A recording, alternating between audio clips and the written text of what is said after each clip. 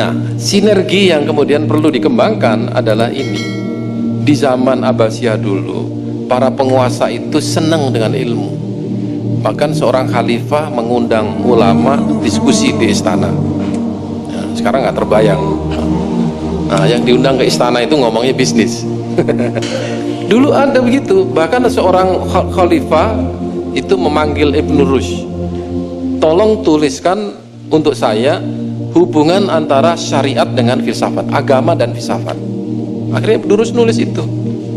Jadilah buku namanya Fasrul Maqal Baina Syariah wal Hikmah Minal Ittisal. Nah, ini buku yang ditulis berdasarkan perintah penguasa. Berarti penguasanya ini punya ketertarikan terhadap ilmu. Nggak banyak loh penguasa yang ilmiah ya. Loh, itu sejarah Islam, saya nggak ngomong sekarang loh. Saya ngomong sejarah Islam. Begitulah kualitas penguasa di zaman peradaban ilmu. Pengusahanya juga begitu. Di zaman Abbasiyah dulu, pengusaha itu suka kalau rumahnya didatangi karena di rumahnya banyak buku. Pengusahanya nggak baca buku, dia sediakan perpustakaan di tempatnya. Seorang ulama di zaman Abbasiyah itu mempunyai koleksi 400.000 buku. Ya, 400 buku itu satu ulama loh. Padahal pada waktu itu seorang raja Prancis hanya koleksi 400 judul buku. Canggih mana ulama kita dengan orang Eropa.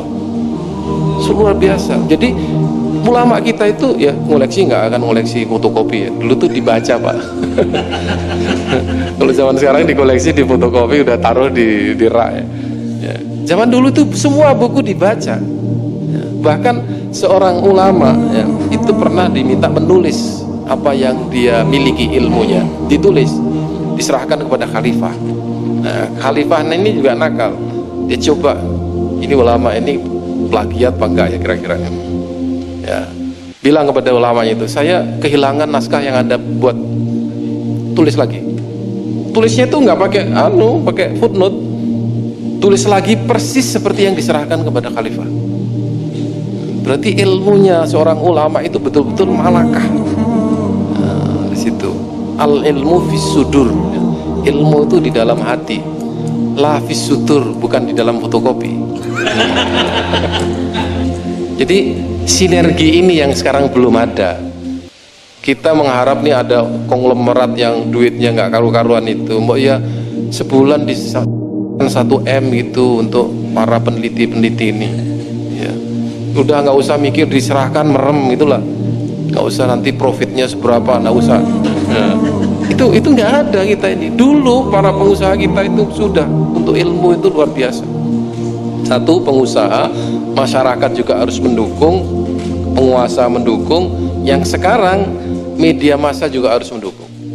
Ya, perkembangan apapun yang didapat dicapai oleh orang Islam dalam bidang sains itu harus di blow up di media massa, sehingga inilah temuan umat Islam.